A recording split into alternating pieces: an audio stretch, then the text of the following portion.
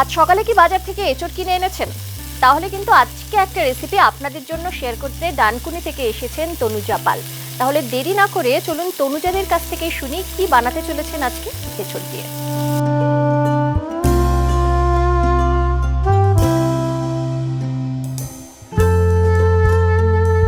তনুজাদি, প্রথমেই কড়াইটা বসিয়ে দিলাম। কেমন আছো? অনেকদিন বাদে দেখা হলো। হ্যাঁ, অনেকদিন বাদে। হ্যাঁ, খুব ভালো আছি। তোমরা ভালো আছো? একদম, আমরা সকলে মিলে ভালো আছি। আচ্ছা, বসিয়েতে দিলাম। এঁচড় আজকে এখানে রয়েছে। এঁচড়ের কি বানাচ্ছো? আমি আজ এঁচড়ের ঝাল বানাচ্ছি। এঁচড়ের ঝাল, এটা সরষের তেলে হবে না? এটা একদম সরষের তেলে হবে। সরষের তেল, তাহলে তেলটা আগে দিয়ে দিই। হ্যাঁ, এটা একদম একটা পুরনো দিনের হারিয়ে যাওয়া রান্না। আচ্ছা, তেলটা দেখো। হ্যাঁ, ঠিক আছে। এখানে কতটুকু এঁচড় নিয়েছো? এটা আমি 500 গ্রাম এঁচড়। 500 গ্রাম এঁচড়, তার জন্য মোটামুটি 2 টেবিলস্পুন। আমি যেটা ভেজে তুলবো, তারপরে তো আমার আবার তেল লাগবে। তো আপাতত আজকে কিন্তু আপনাদের জন্য আমাদের হেসেলে রয়েছে এঁচড়ের ঝাল, যেটা পুরনো দিনের একটা রেসিপি। আর যে রেসিপি নিয়ে ফের আরো একবার আমাদের হেসেলে তনুজাদি, ডানকুনি থেকে তনুজা পাল।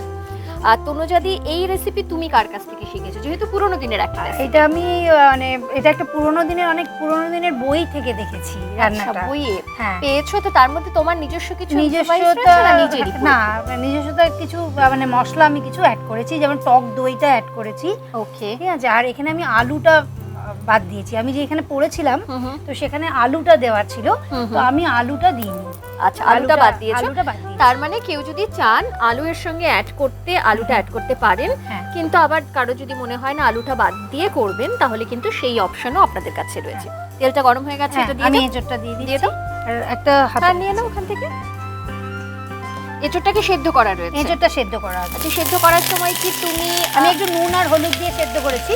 আচ্ছা, কারণ নুন হলুদ দিয়ে সেদ্ধ করলে না করলে ওই কষটা থেকে যায় একদম। আর এবারে মানে পুরো পুরো সেদ্ধ করনি, হালকা সেদ্ধ করেছি। তো ভাজতে ধরো একটু ভাজবো, রান্না হবে, তাতে তো তোমার একটু সেদ্ধ হবে।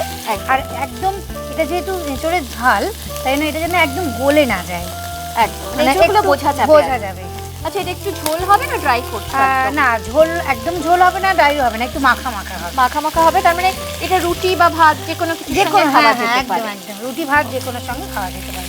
চলো দেখা যাক। দেখো একদম পুরো হিটে রয়েছে। কমিয়ে দেবো কি একটু?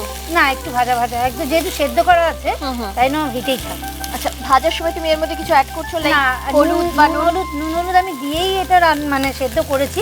তবে একটু নুন হলুদ দেবো। একটু ওই ভাজা হয়ে গেলে কি হয়, ওর একটা গন্ধ থাকে, তো সেদ্ধ হলেও দেখবে একটা কষের গন্ধ থাকে এঁচড়ে।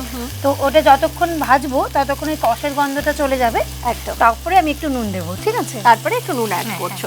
আর এই যে এঁচড়টা তুমি নিয়েছো, এটা একদম কচি এঁচড় দেখতে পাচ্ছি। একদম ভালো হবে। হ্যাঁ, ভালো হবে। তো বাজার থেকে কেনার সময় কিন্তু একটু খেয়াল রাখতে হবে, একদম কচি এঁচড় যদি হয় তাহলে তার স্বাদটা কিন্তু ভালো হবে। আর এটা যেহেতু ঝাল, একটু ওই এঁচড়ের ঝাল, একটু টক মিষ্টি খেতে হবে, তো কচি এঁচড় দিয়েই বেশি ভালো লাগবে। চলো, এটা আগে আমরা ভেজে নিই, তারপরে তো বাকি উপকরণ কিভাবে রান্না হচ্ছে। আর আরেকটা জিনিস কি বলো তো, যখন আমরা সবজি কড়াইতে দেব, তখন একটু হাই ফ্লেমে রাখাই ভালো। তাহলে কি হয়, ওর যে কষটা থাকে না, সেই কষটা কি হয় একটু তেলের মধ্যে চলে যায় তাড়াতাড়ি। তাই না, প্রথমে যখন যে কোনো সবজি তুমি যখন দেবে তেলে, তখন কিন্তু তুমি একটু হাই ফ্লেমেই রাখবে, তারপরে কমিয়ে দিলে ওটা রান্নাটা ভালো। হ্যাঁ, এটা কিন্তু আপনাদের জন্য আমাদের হেসেলের তরফ থেকে দারুণ একটা টিপস, তনুজাদির পক্ষ থেকে। কারণ আমাদের এখানে যারা আসেন তারা কিন্তু রান্নায় ভীষণ প্রতিবেশী, অর্থাৎ রান্না নিয়েই তাদের সমস্ত জীবন যাপন সবটা। যদিও প্রফেশন হিসেবে অনেকের অনেক কিছু রয়েছে, কিন্তু রান্না ভালোবেসে করেন, আর রান্নাঘরের দারুণ সব টিপসও কিন্তু তাদের কাছে রয়েছে। একদম। তো সেরকমই একটি টিপস কিন্তু আপনাদের জন্য। এটা একটুখানি কমাতে, এবারে কমিয়ে দাও। এবার একটু নুন দিয়ে দাও। এবারে হালকা একটা গন্ধ পাচ্ছ তো, গন্ধটা উঠেছে।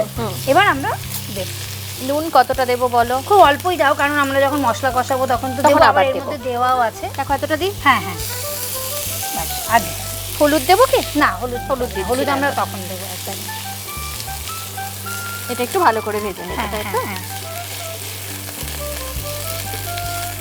একটু লাল লাল হলে ভালো হবে, আর কি দেখতেও জিনিসটা ভালো হবে। একদম। ভাজাটা কিন্তু হয়ে গেছে একদম। তাহলে তুলে দেবে। দেখো বেশ সুন্দর লালচে লালচে হয়ে গেছে ভাজাটা।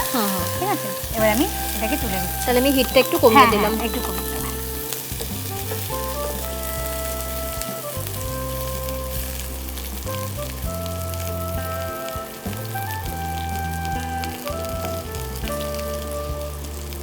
এবারে একটু তেল দিতে হবে না? হ্যাঁ হ্যাঁ, ব্যাস আর লাগবে না। হ্যাঁ, দেখুন এটা আমরা মশলা করার জন্য দিচ্ছি তো? হ্যাঁ হ্যাঁ। ফোড়নে কি দেবো? 5 ফোড়ন? 5 ফোড়ন দেবো একটু। আর তারপরে শুকনো লঙ্কা, তেজপাতা। শুকনো লঙ্কা কটা দেবো বলো? একটা দুটো দাও না, বেশি দিও না, একটু ছিঁড়ে দেবো। হ্যাঁ দুটো দিই? হ্যাঁ দুটো। আর তেজপাতা দুটো দেবো? হ্যাঁ, এই হাফ টিস্পুন মতো দিলাম। হ্যাঁ ওকে। তেজপাতাটাও না সবসময় একটু ছিঁড়ে দিলে তার আরোমাটা সেটা ভালো আসে। এরকম নানান টিপস কিন্তু আপনারা আমাদের হেসেলে পেয়ে যাবেন মাঝে মধ্যে। হ্যাঁ, শুকনো লঙ্কা দুটো দিলাম। হ্যাঁ, এটা একটুখানি গন্ধ আসা পর্যন্ত ওয়েট করব। গন্ধ আসতেও শুরু করেছে। 5 ফোড়নে একটা সুন্দর গন্ধ হয়। তো আমি একটু গ্যাসটা কমাচ্ছি, কারণ একটু কাঁচা লঙ্কাও দেবো। হ্যাঁ, যাতে কাঁচা লঙ্কার একটা আলাদা গন্ধ হয়। তো কাঁচা লঙ্কাটা আমি একটু কেটে কেটে দিচ্ছি। হ্যাঁ, মানে ছোট ছোট টুকরো টুকরো করে। এবারে যে যেরকম ঝাল খাবে সেই সেরকম দেবে। আমি একটাই দিলাম, ঠিক আছে? আর শুকনো লঙ্কাও তো দুটো দিয়েছি, তাই জন্য। এবার আমি দেবো আদাটা গ্রেট করে। দাও।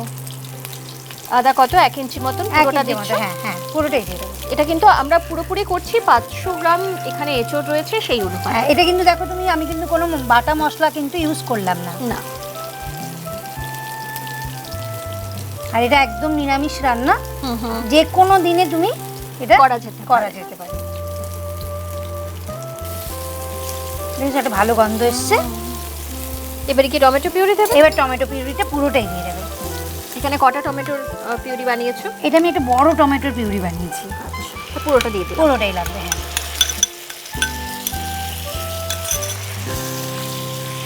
এবারে না এটা একটু কষা হোক, ততক্ষণ আমি একটা মশলা বানাবো এখানে। আচ্ছা, এটাতে মশলা বানাতে কি কি দিচ্ছি বলো? এতে আমি মশলা বানাতে দেবো টক দইটা দেবো প্রথমে। টক দই এখানে কতটা আছে? পুরোটা লাগবে? পুরোটাই লাগবে আমার। এই মোটামুটি 2 চামচ রয়েছে। হ্যাঁ, 2 টেবিল স্পুন। আচ্ছা, আর কি দিচ্ছ? এবার এতে একটুখানি নুন দাও। নুন দেখো এতটা দেবো? এতটা দিয়ে, হ্যাঁ হ্যাঁ। আর কারণ এখানেও কিন্তু আমি নুন দিয়ে ভেজেছি, তাই জন্য এখানে নুনটা দিয়ে রাখলাম। তারপরে এতেও আমি একটুখানি কষানোর সময় টমেটোটাতে একটু নুন দিতে হয়, কারণ কি হয় টমেটোরও একটা কাঁচা গন্ধ থাকে, সেটা কেটে যাবে। তাহলে হালকা নুন এটাতেও দিয়ে দিই।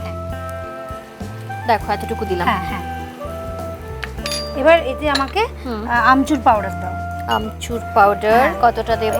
ওই 1 টিস্পুন মতো। 1 টিস্পুনই আছে? পুরোটা দিয়ে দিলাম? হ্যাঁ, পুরোটাই দিয়ে দাও। 1 টিস্পুনই আছে এটা। আর লাগবে ধনে গুঁড়ো। ধনে গুঁড়ো কতটা দেব? সবই হাফ টিস্পুন করে দিয়ে দাও। ধনে গুঁড়ো হাফ টিস্পুন। আর জিরে গুঁড়ো হাফ টিস্পুন। হ্যাঁ হ্যাঁ। আর লঙ্কা গুঁড়ো, কাশ্মীরি লঙ্কার গুঁড়ো, হলুদ দুটোই, তাই তো? হ্যাঁ। ফার্স্টে আমি দিচ্ছি তোমার কাশ্মীরি লঙ্কা গুঁড়ো। এটা কতটা দেব? 1 চামচ? না না, সব হাফ চামচ। সব হাফ চামচ। লঙ্কার গুঁড়োটা একটু কমই দেবে, কারণ ওটা এখানে তোমার 2 রকম লঙ্কা পড়েছে, ঝাল দেওয়া আছে, তাই জন্য। দেখো এতটুকু দিলাম। হ্যাঁ হ্যাঁ হ্যাঁ। আর এতে না এবার একটু চিনি দিয়ে দেবে। একটু হলুদও লাগবে। হ্যাঁ, হলুদ দিচ্ছি যাতে রংটা ভালো আসবে। এবার আচ্ছা, 1 চামচ দেব। পুরোটা দিয়ে। হ্যাঁ হ্যাঁ। এটাতে যাতে রংটা খুব ভালো আসে, মানে চিনিটা দিয়ে দিলে একটা রং এসে যাবে এটা শুধু। দেখো হলুদ এতটা দিই। হ্যাঁ হ্যাঁ হ্যাঁ, ব্যাস। আর কিছু দিচ্ছ? আর কিছু না, আর কিছু মশলা আমার এখন দেওয়ার নেই। এবার আমি এটাকে ভালো করে মিক্স করে নিচ্ছি। ওকে।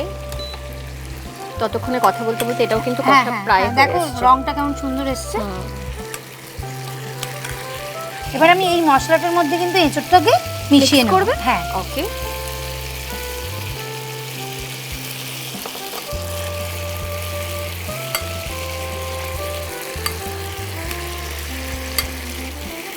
এটা মিক্স করে কিছুক্ষণ যদি আমরা রেখে দিতে পারি, তাহলে টেস্টটা আরো ভালো হবে।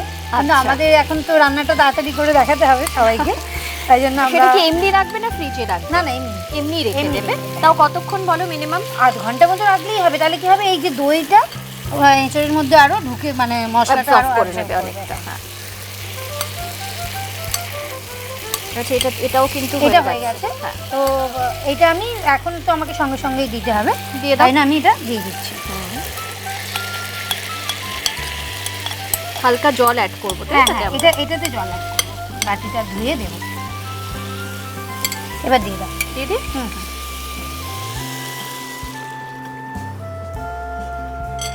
ঢাকা দেওয়ার দরকার আছে? হ্যাঁ, একটু ঢাকা দেবো। ওকে, আপাতত ঢাকা দিয়ে মিনিট 4-5 একটু হ্যাঁ, রান্নাটা একটু ফুটবে তো, আর এঁচড়টার মধ্যেও মশলাটা ঢুকবে, তাই একটু বাড়িয়ে দিচ্ছি, তাহলে তাড়াতাড়ি ফুটে যাবে। রান্নাটা মনে হয় আমাদের এবার হয়ে গেছে। তুমি একবার চেক করো। হ্যাঁ হ্যাঁ, দেখো গ্রেভিটাও কিন্তু একদম ঠিক হয়ে গেছে। হ্যাঁ, আচ্ছা, এবারে কি এবার দেব? আমি গরম মশলা। হ্যাঁ, একটু গরম মশলা দাও। এবার একটু ধনেপাতা কুচি ওপর থেকে ছড়িয়ে দাও।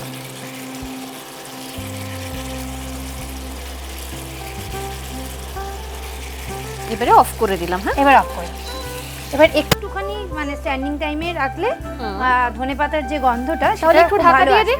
একটু চাপা দিয়ে দাও, জাস্ট একটুখানির জন্য।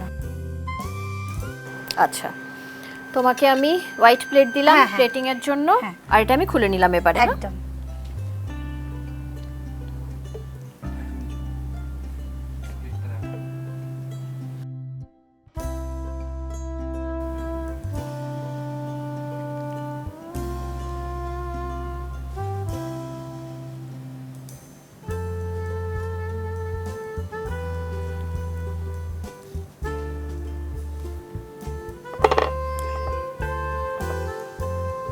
আর লাগছে না, আমার কিন্তু একদম রেডি হয়ে গেছে এঁচড়ের ঝাল।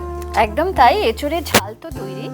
তবে এঁচড়ের ঝাল এটা খেতে বোধহয় ভাতের সঙ্গে বেশি ভালো লাগবে পরোটার থেকে, না? ভাতের সঙ্গে বেশি ভালো লাগে, পরোটার সঙ্গে তুমি মানে রুটি পরোটার সঙ্গেও খেতে পারবে।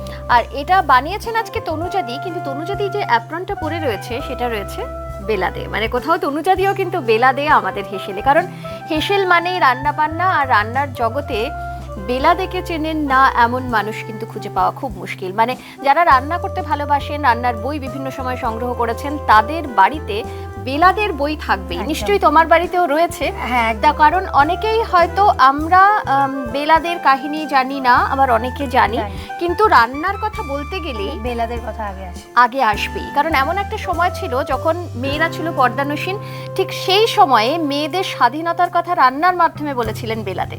তো তার কাহিনী কিন্তু আসতে চলেছে আগামী অগস্টে অনিলাভ চট্টোপাধ্যায়ের নতুন সিনেমা বেলা, যেখানে মুখ্য চরিত্রে রয়েছেন ঋতুপর্ণা সেনগুপ্ত। আমাদের অপেক্ষা তো রয়েছে, অপেক্ষা থাকবে। তবে এখন আমরা অপেক্ষা করছি যে আমি আর তনুজাদি একসঙ্গে একটু টেস্ট করবো, তাই তো? তারপর আমাদের দর্শকদের জানাবো যে কেমন হলো খেতে আজকে এঁচড়ের ঝাল। চলো টেস্ট করি। চলো।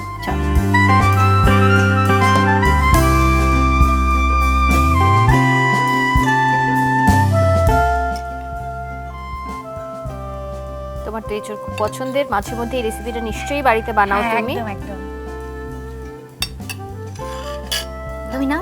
আমিও নিচ্ছি।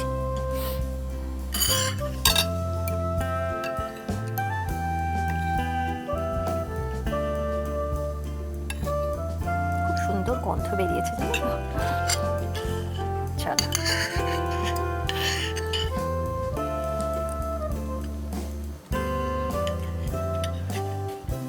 বাহ, টক ঝাল এবং তার সঙ্গে হালকা একটু মিষ্টির একটা টাচ রয়েছে।